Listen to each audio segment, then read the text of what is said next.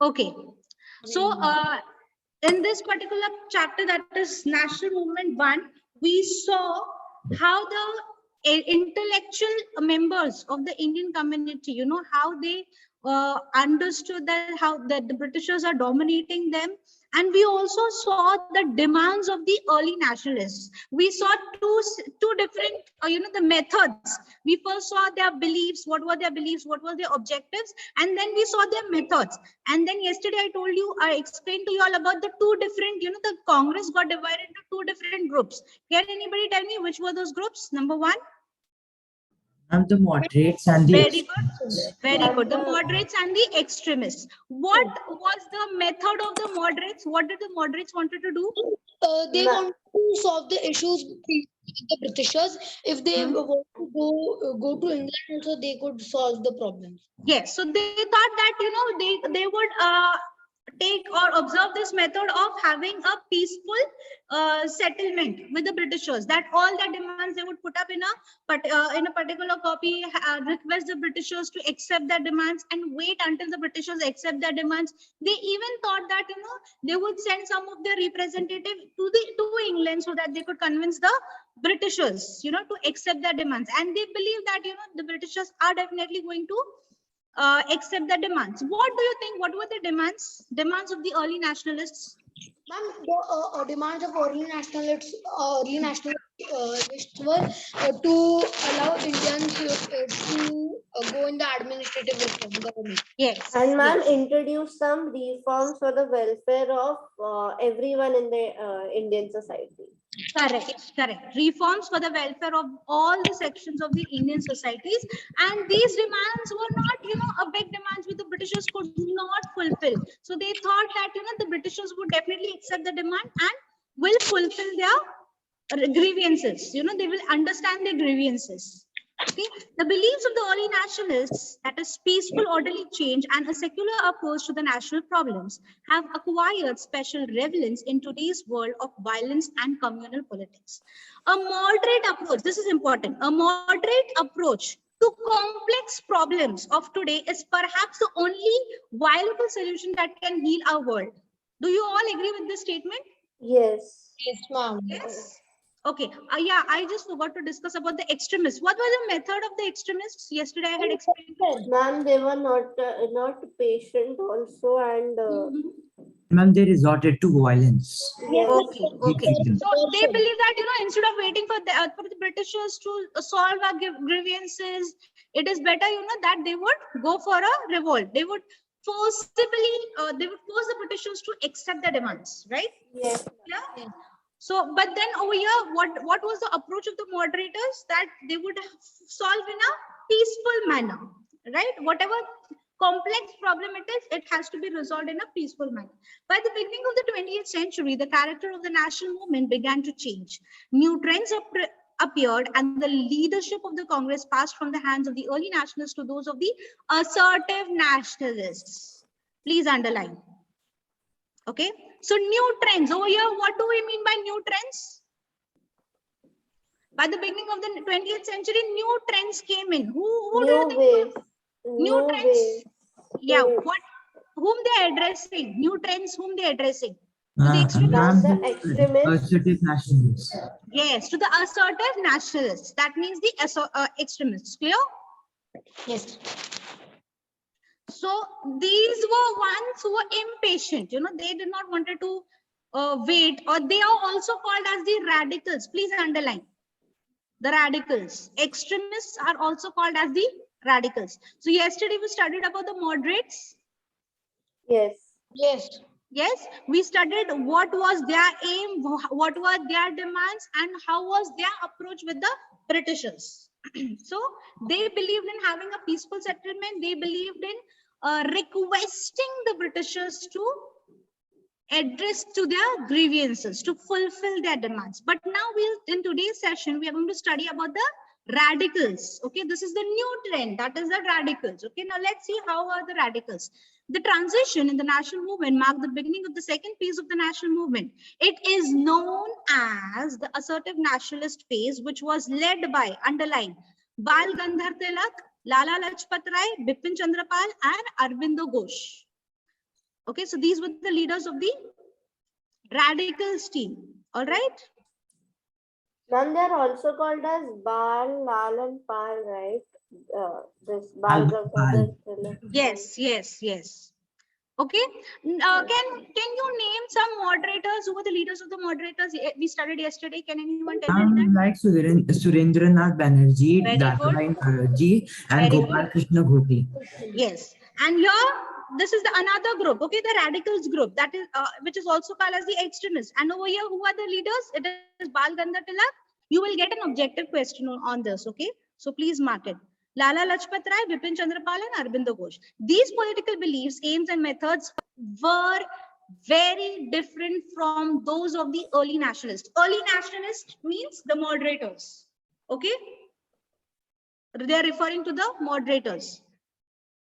Now these were the new trends. These were the later phase of that movement. Okay, that is the extremists method. Let's see what were the beliefs of these extremists. The assertive nationalists had no faith in the British sense of justice and fair play. Okay, please underline this. They believed that the British rule in India was not a blessing but a curse. So these were the people who were, very angry kind, and their beliefs are completely different from the moderators, who are also called as the early nationalists. They were convinced that the Britishers had no intentions of introducing reforms for the welfare of the Indian societies. So they understood. Now these moderators believe that yes, we will put forward in front of the Britishers to work for the welfare of the Indian society. But what did these radicals or these assertive nationalists believe? They believed that the Britishers had no intentions of fulfilling any demands. They understood, they are not going to fulfill, they are not going to look, they do not have any intention of working towards the welfare of these Indian people. They realized, underline this also, no intentions of introducing reforms for the welfare. Yes, ma'am. Okay. They realized that the British interests were different. Okay, and clashed with the Indian interests. Definitely, they are the ones who realize. Do you think that the Britishers would definitely fulfill their demands of the moderators in that way? No, ma'am. Was it possible? What is your opinion? Ma'am, Go my ahead. opinion is that the Britishers would not just fulfill all the demands of the moderators, because the British didn't want the welfare of the Indian people. They just Yes. wanted to see their own Yes, interests. they are different. Their interest was completely different. They hardly bothered about the interest and of the Indians and what problems they are facing. They had their own aim, their own ambition to fulfill. India could never grow and progress under British rule. This was the belief of the extremists, radicals, and also known as assertive nationalists. So do not confuse. You might get a question based with 3 names. So you should know, okay, what exactly they are addressing. Okay, ma'am. Okay. Moderators are also called as early nationalists. Okay. So 2 or 3 names are there. Do not confuse. Next, these were their beliefs. Now let's see what was their objectives of these radicals. The goal of the assertive nationalists was not self-government in gradual stages, but immediate freedom, that is Swaraj from the Britishers. See, the goal of the moderators and the extremists, that is the new assertive nationalists, are different. Can you make out the difference? You might get a differentiation between them, these 2 groups, okay? Differentiate. So you'll have to differentiate between their beliefs. You'll have to give points about differentiation between their objectives and their methods. What was the goal of the objective of the moderators? Can somebody Yes, ma'am. With peace. Yes, and they were waiting for the gradual stage. They thought gradually the Britishers will definitely fulfill their demands. But these assertive nationalists, what they thought, they want immediate freedom. They did not have that patient. Yes, Much from British. Okay, they were not patient enough as compared to the moderators. The moderators, you remember, we had studied yesterday, they patiently waited after submitting their request to the Britishers. They patiently waited for the Britishers to reply to them, right? But here, can you see there's a difference? Yes. Yes. Okay. Understood objectives, everyone? Yes. Okay. Now we'll see the methods. The assertive nationalists had no faith in constitutional methods. If you will see the moderators, they believed in constitutional methods. Yes. Just cross check. Yes. Yes. Here they are completely opposite of the early nationalists. See, followed by the early nationalists. 20 years of prayers, petitions, appeals, resolutions, and representations had failed to yield any concrete result. So whom are they addressing? Who spent these 20 years praying, giving petitions, appeals? Moderators. Moderators. So do you think there was any concrete result of the attempts made by these moderators? No. Were they? No, right? So the radicals, basically the assertive nationalists, realized this, and therefore they did not want to follow that particular method. So they came up with something new. Let's see what was their method. Tilak knew that the British would never concede to the demand of the Swaraj without a struggle. So they somewhere understood that these Britishers are not going to listen to us. They have had almost lost 20 years pleading, requesting the Britishers, but there's no result. So they cannot waste more years pleading the Britishers. And he understood that no, they are not going to fulfill our demands until unless we struggle for it. Okay, until unless we start retaliating to them. Clear? Yes. Okay, next. So this is important. So the radical method, please underline, of active opposition to the government would have to be adopted. Swaraj would have to be achieved through a political anti-government agitation. Okay, that means they believed in agitating. They believed in going against the Britishers instead of requesting them, standing in front of them. Okay, taking a stand and agitating with them, and with the involvement and support of the masses, bringing all the masses together and fighting with them. Clear?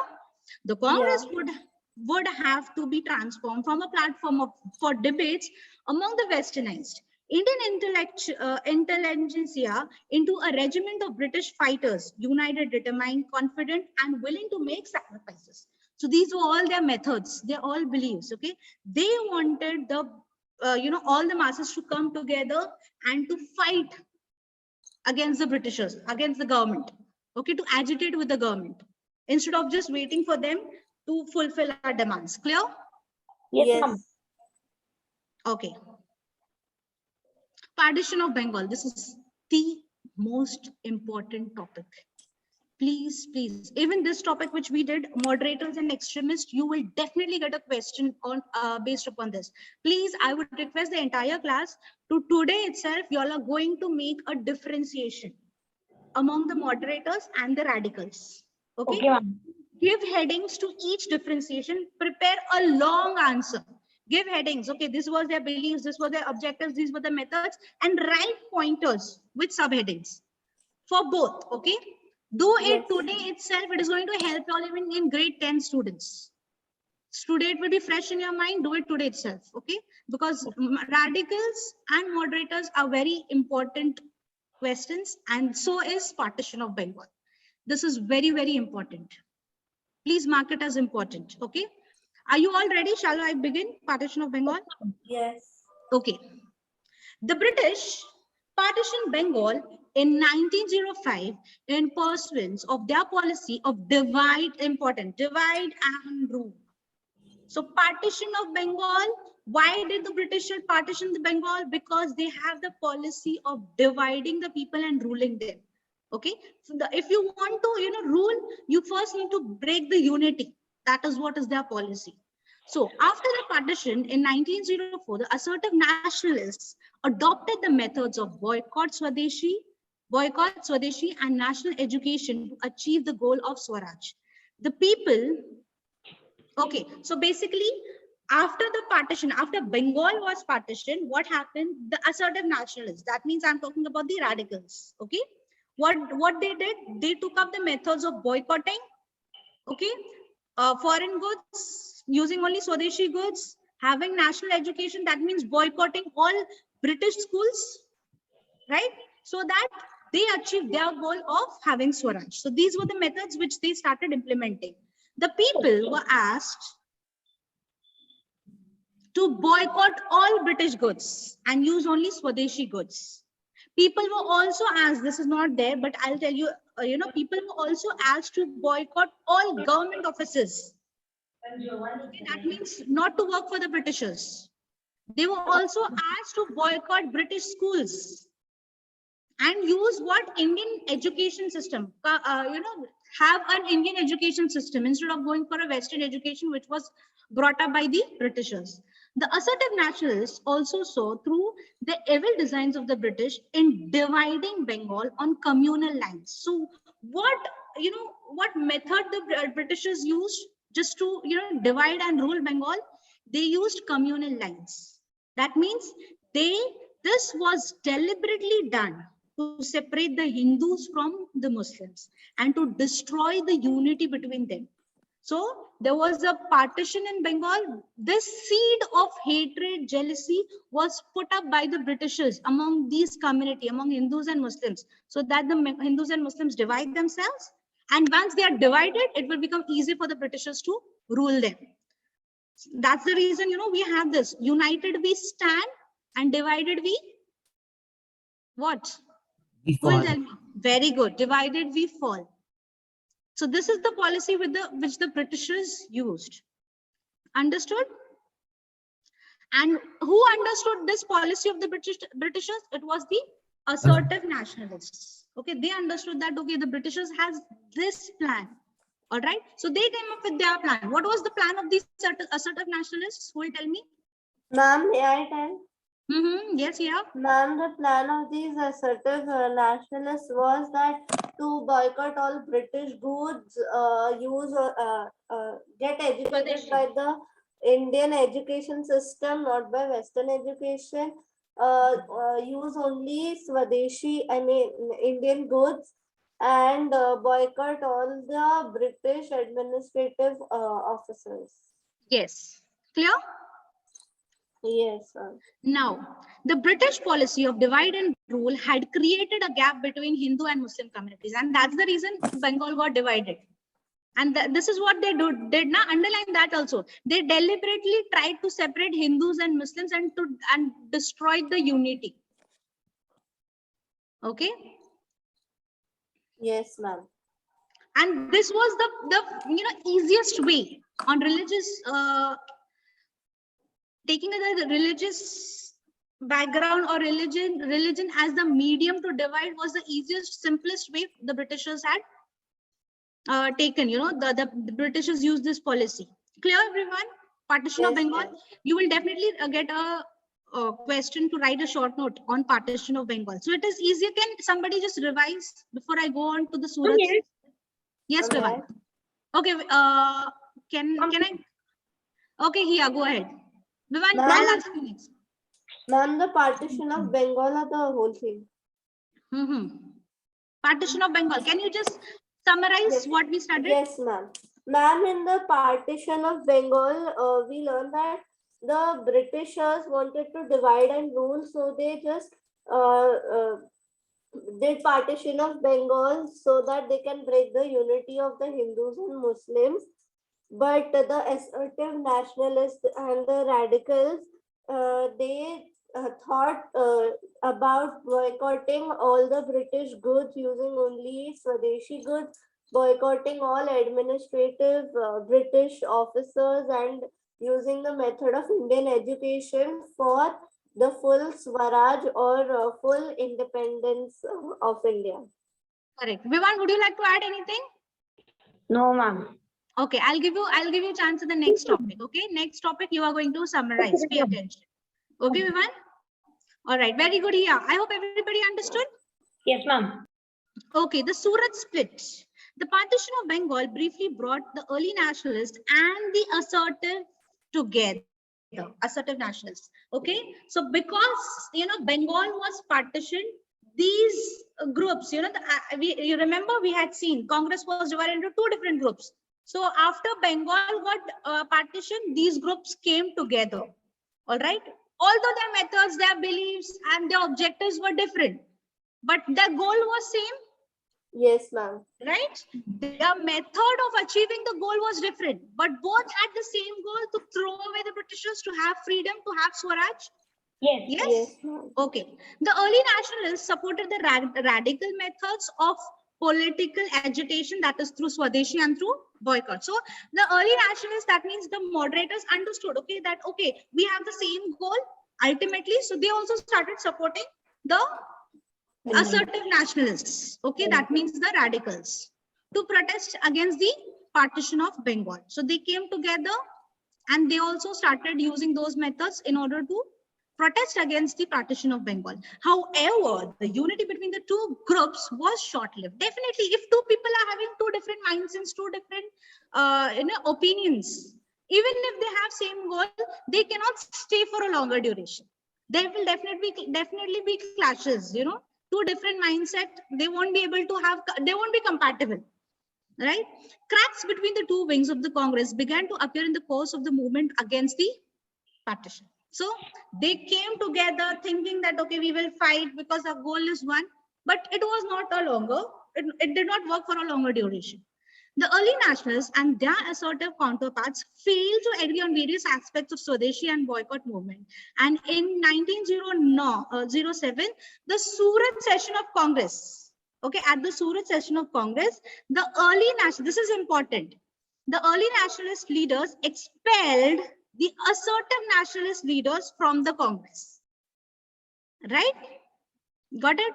So when they met at the Surat session, okay, there was, see, although they came together with one intention, but they could not agree. Still, they had this, the objectives and their beliefs were different. So at the Surat session of Congress, what did the early nationalists do?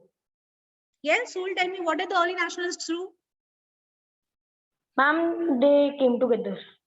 They expelled the assertive nationalists from the Congress. Please remember. Okay, expelled means what? Removed. Very good, removed. Okay, so again there was a division. Yes. Okay, the latter continued to function as a separate group till 1916. In the meantime, the British crashed the Swadeshi movement. Tilak was sentenced to 6 years of imprisonment. Over here also, see, on one hand, Bengal partition. Then after seeing, okay, Bengal got partitions, they came together, but they could also not survive. So again, the Congress also got separated. Now, it was an opportunity for the Britishers, right? And because the Congress could not be united, it got divided into two separate groups. On one hand, it had early nationalists. On the other hand, it had assertive nationalists, right? And because of this separation, what did the Britishers do? They could easily crush the Swadeshi movement, which was brought up by the assertive nationalists, right?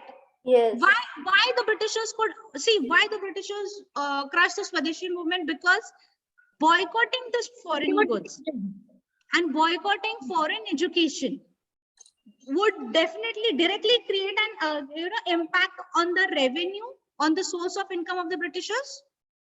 Yes or no? Yes. Because Britishers had come for the trade purpose, and when all Indians were buying foreign goods, definitely it was helpful for the Britishers.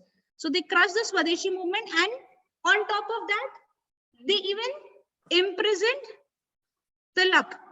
Okay, for how many years? 6. 6 years. Clear, everyone? Yes.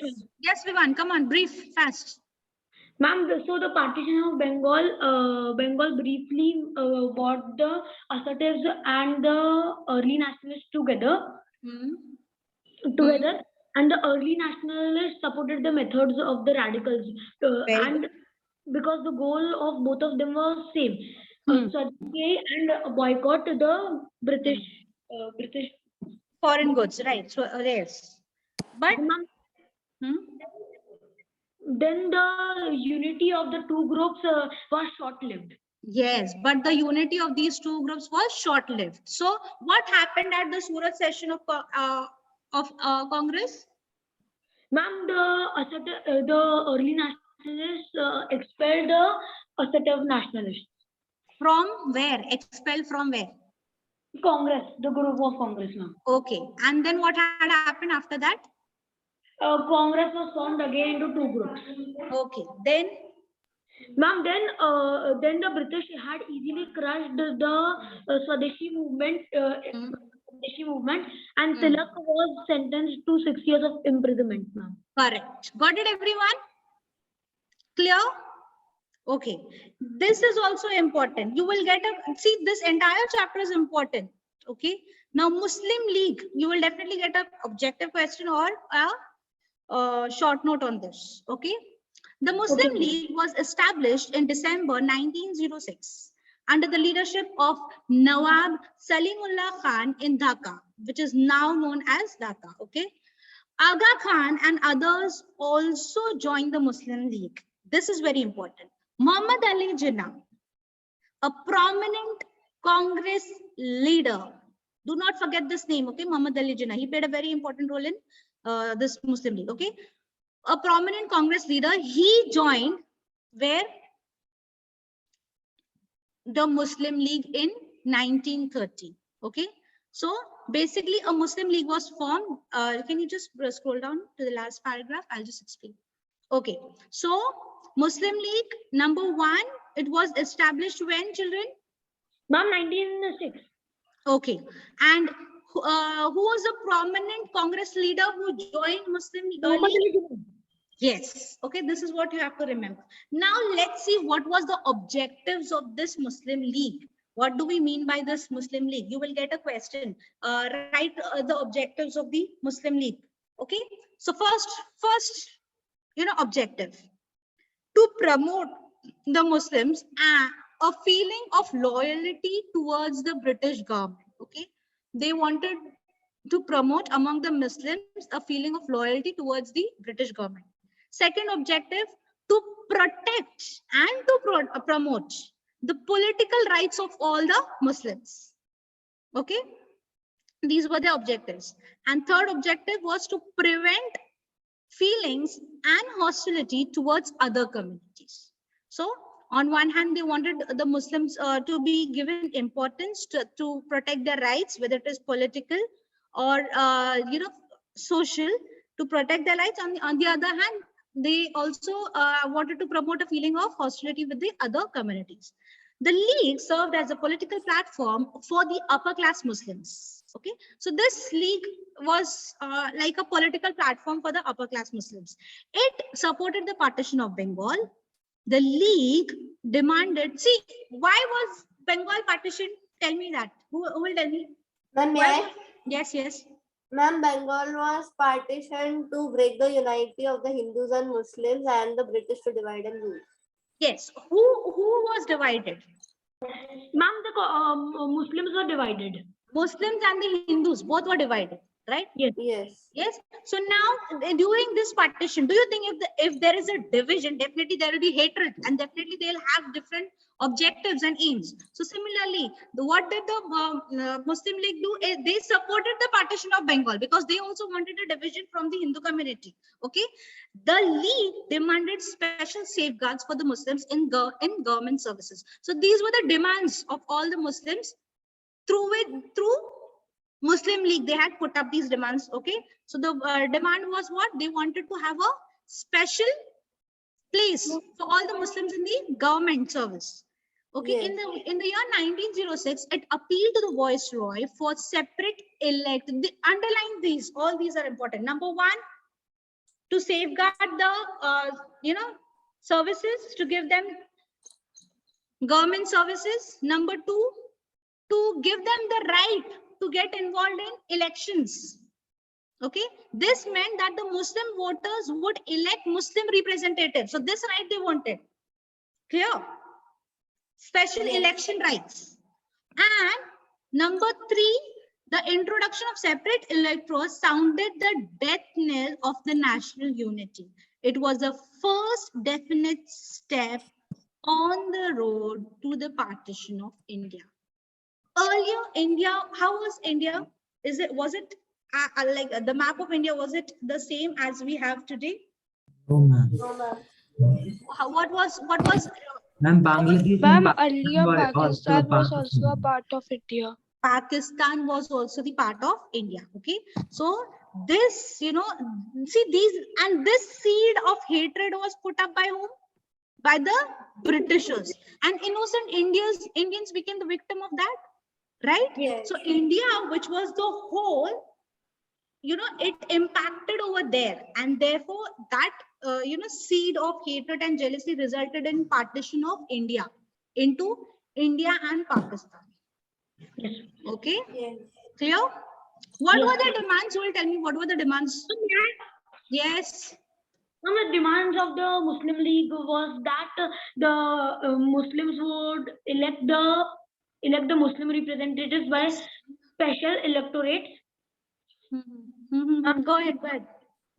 Ma'am, a seat would be reserved in the government service for the Muslims. And ma'am, and the Muslim, ma'am, and it demanded a special safeguard for Muslim government. Okay, it's time up. I have exceeded the time limit. I will stop here immediately. I'll continue it in the next session. Okay. Okay, ma'am. I hope everybody understood the session. Yes. Yes, ma'am. Yes, ma'am. Was it interesting or boring? Ma'am, it was I'm Interesting. It interested. was interesting. It was interesting. That's the reason, even though we exceeded the time limit, nobody realized it. Chalo, bye.